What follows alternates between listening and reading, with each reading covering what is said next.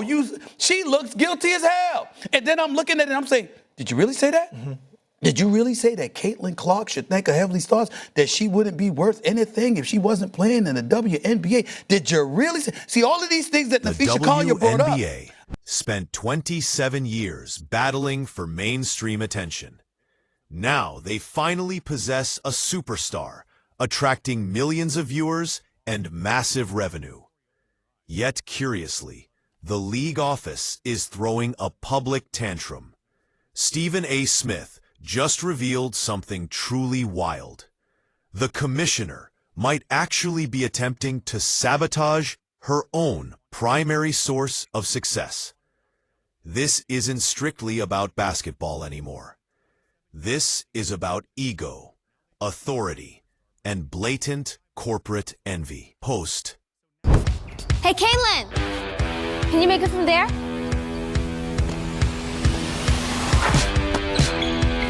Hey, Caitlin, how about from here? Come on, guys. Yeah, she can't make it from there. No chance. Caitlin, from me, don't let. You got it. I'm not even gonna ask. Hey, Caitlin from here might be impressive. Am I right?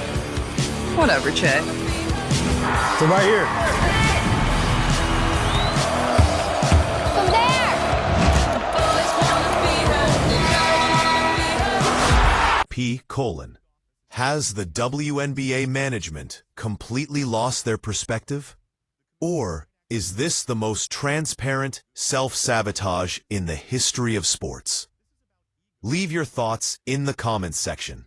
So let's dive into what actually transpired, because this entire situation is genuinely baffling. Reports began surfacing regarding a new advertisement featuring Caitlin Clark and the Indiana Fever star. Nothing unusual about that, right? Wrong.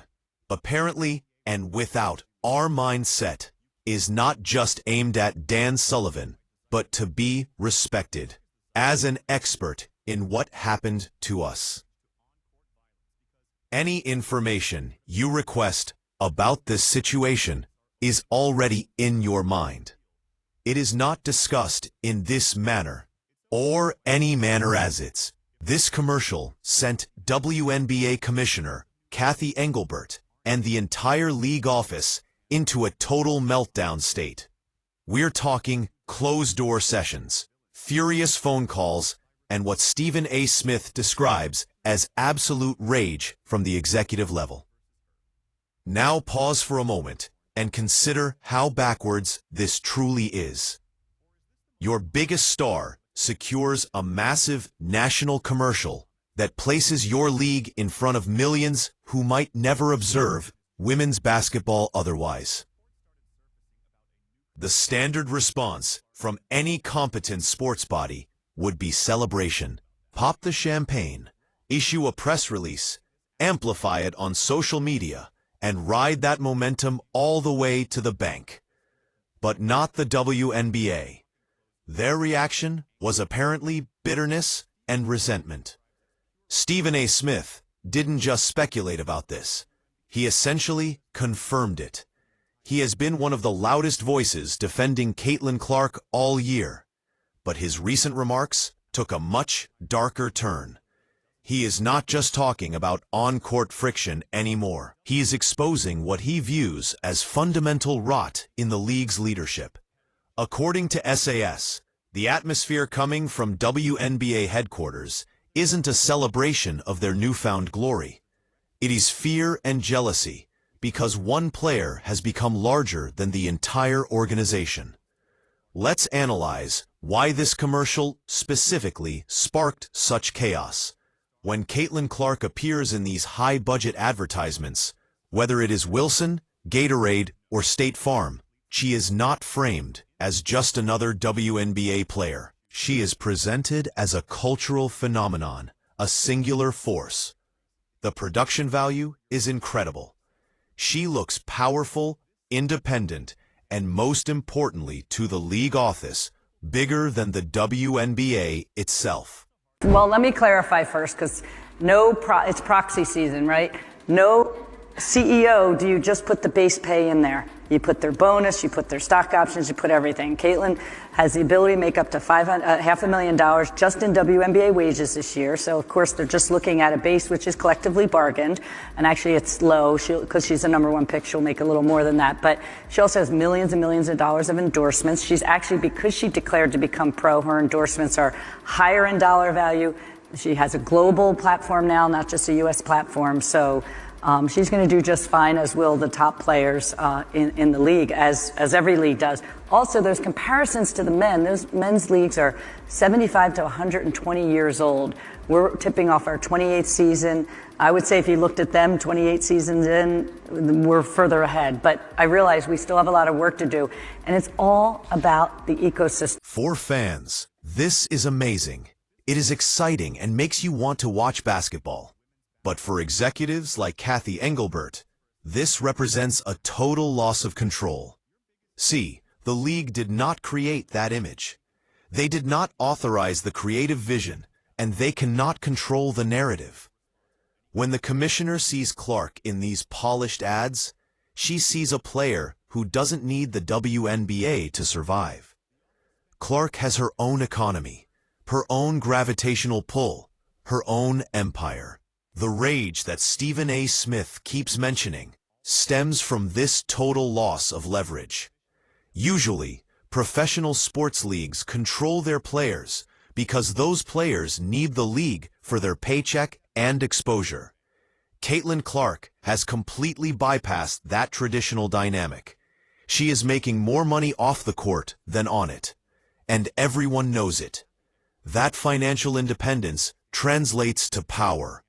And power makes people uncomfortable, especially people used to being in charge. Commercial. Lisa Bluter was in the commercial. Travis Scott was in the commercial. Travis Kelce was in the commercial. Jason Kelce was in the commercial, like the podcast thing, which we're going to get to that. The commercial, it was super hype, and they also launched the campaign From Anywhere, which is just perfect for Caitlin Clark. And obviously, fans have been waiting for a CC's signature shoe for years. It feels like years at this point. She is now 2 seasons into the WNBA, and we've gotten the signature logo, and we've also gotten some merch, but that signature shoe is what everybody is on the edge of their seat for. And she recently went on New Heights once again to talk about her signature shoe, and she talked about the new technology that will be going into this shoe. Insiders suggest the timing of this particular commercial really set things off.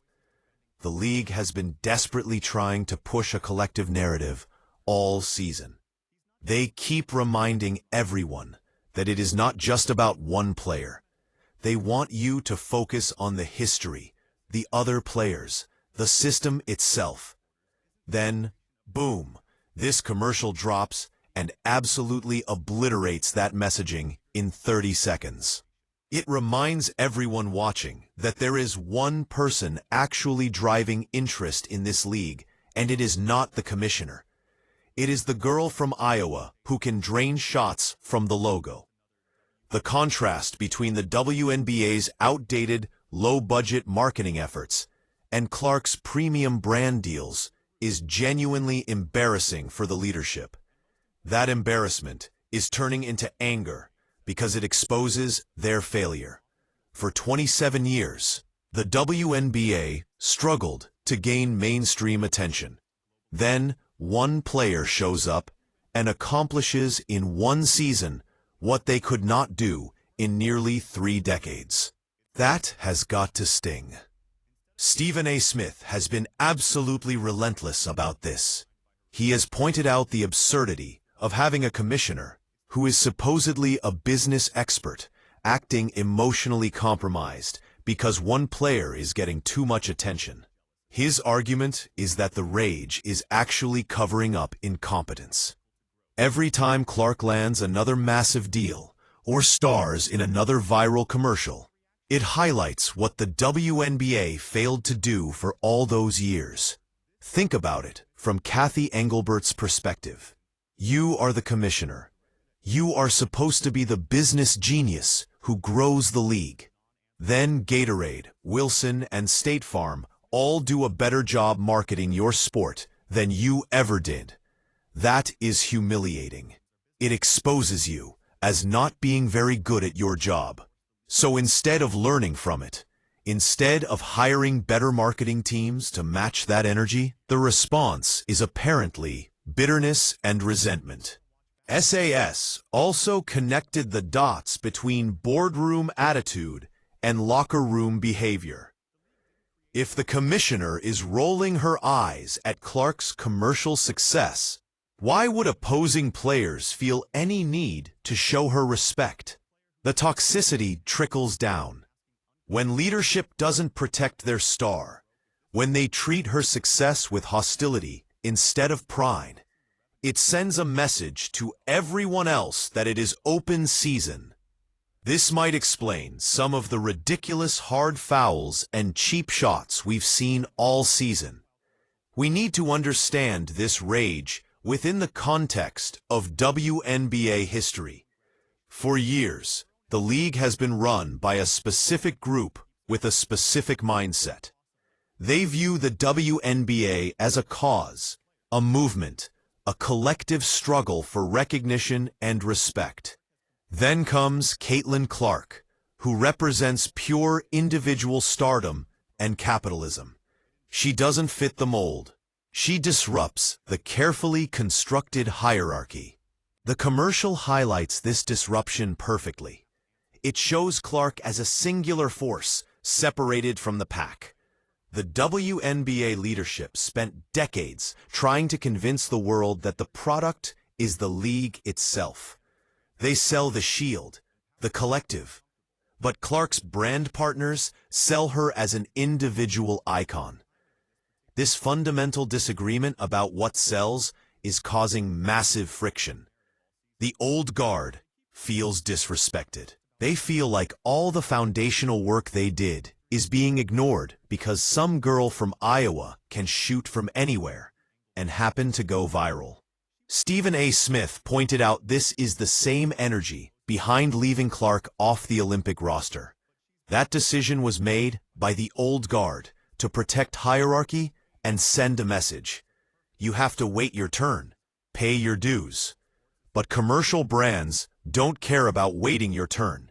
They pay for relevance right now, today, this second. This disconnect between the slow-moving, seniority-based league office and the fast-moving, merit-based world of advertising is causing internal chaos. The commissioner is stuck in the middle, and instead of adapting to the new reality, she is getting angry at it. Let's talk about the money, because ultimately, professional sports is supposed to be a business. Stephen A. Smith has repeatedly accused the WNBA of committing business malpractice. And the rage over Clark's commercial is a perfect example. In normal leagues like the NBA or NFL, when a player lands a massive national commercial, the commissioner celebrates. Why? Because it raises the value of the entire enterprise. It brings casual fans to games. It sells merchandise. So why is WNBA leadership mad? Because they're not getting credit. Clark's off-court earnings are absolutely dwarfing her on-court salary, and that makes the league look cheap and unprofessional. When casual fans see Clark in million-dollar ad campaigns and then find out the WNBA pays her a base salary of roughly $76,000, it creates a public relations nightmare. It highlights the wage gap and lack of revenue sharing. The commissioner knows this. She knows every high-profile commercial Clark shoots is a reminder to the public that the WNBA doesn't pay its stars appropriately. It invites scrutiny. People start asking uncomfortable questions like, why is the league so broke if this girl is generating so much attention and money? Instead of fixing the revenue model or celebrating the exposure, leadership gets defensive. They would apparently rather Clark be less famous so they wouldn't have to answer these hard financial questions. That's a scarcity mindset, fighting over crumbs, while Clark is baking an entirely new cake. Let's focus on Kathy Engelbert specifically. She was brought in as a CEO type from Deloitte, someone who supposedly knows how to crunch numbers and grow a business. But she has been completely outmaneuvered by the Caitlin Clark phenomenon. Her reaction to this new commercial era has been awkward and frozen. Remember, this is the same commissioner who struggled to answer a basic question about racial toxicity, directed at Clark, during a televised interview. She tried to give a corporate non-answer, and it backfired spectacularly. Smith has suggested Engelbert is raging because she knows she's on the hot seat.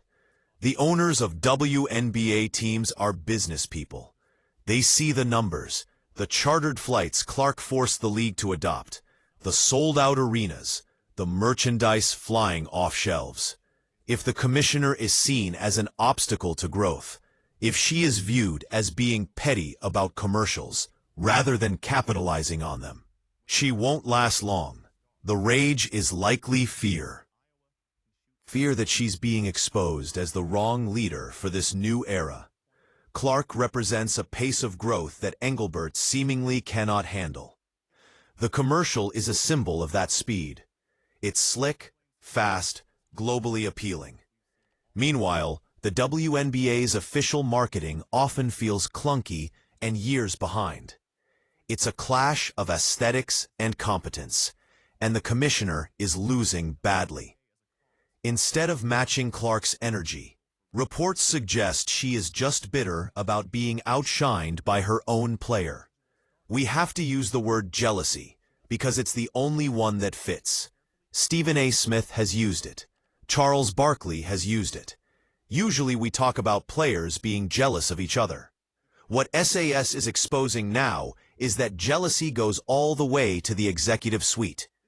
Why would a commissioner be jealous of her own player? Because Clark wields more actual power and influence than Engelbert does. When Caitlin Clark speaks, the world listens. When Kathy Engelbert speaks, people tune out or don't even know who she is. That's a hard reality for an executive who's used to being the boss. This new commercial cements Clark's status as the face of women's basketball, regardless of what the league's standings say. The office spent years trying to manufacture stars, trying to tell fans who to root for. Then Clark showed up, and it happened organically, naturally, unstoppably. The rage is the rage of a micromanager who's lost control. They can't tell Clark what to wear, what to say, or who to sign endorsement deals with, because she doesn't need their permission or their money. This independence is seen as a direct threat to their authority. We see this manifested in weird ways, like how long it takes WNBA official accounts to post Clark's highlights compared to other players. Fans have documented this pattern all season. It's petty and childish, and it comes from the top. One of the most telling aspects of this entire situation is what the league doesn't do.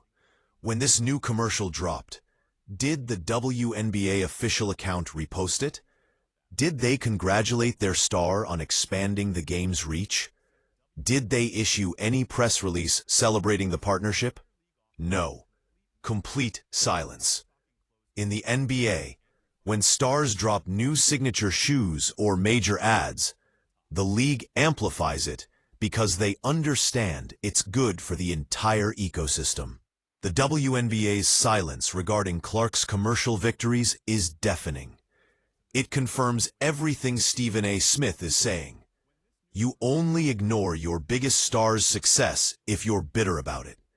This silence is actively damaging the league's relationship with its fan base. The millions of new fans Clark brought in aren't stupid. They see the double standard. They see the hostility. They're starting to view WNBA leadership as villains in this story. By refusing to embrace the commercial, the commissioner is drawing a line in the sand. It's us versus her. And as Stephen A. Smith warned, that's a war the WNBA will absolutely lose. You cannot fight cultural momentum. You cannot fight the zeitgeist. Clark is the zeitgeist right now. We have to connect boardroom rage to on-court violence, because this is the darkest part of the theory. If the commissioner and league office are openly resentful of Clark's commercial appeal, it sends a message to the rest of the league. It is okay to go after her. If the commissioner treated Clark like the asset she is, it would set a tone of respect and protection. But by acting cold, by apparently raging against her marketing success, Engelbert effectively removes protection around Clark. We've seen the hard fouls. We've seen blindside hits and eye pokes. After every incident, the league's discipline has been slow and weak. Sass argues this is connected. The leadership doesn't want to protect a player who makes them feel inadequate. They're letting jungle rules apply to Clark because deep down, maybe they want to see her struggle. They want her knocked down a peg so they can say, see, she's not that special. But every time she gets up and shoots another commercial, it proves them wrong again. Stephen A. Smith just exposed which path they're choosing, and it's the wrong one. If this story opened your eyes, smash that like button and subscribe because this drama is far from over.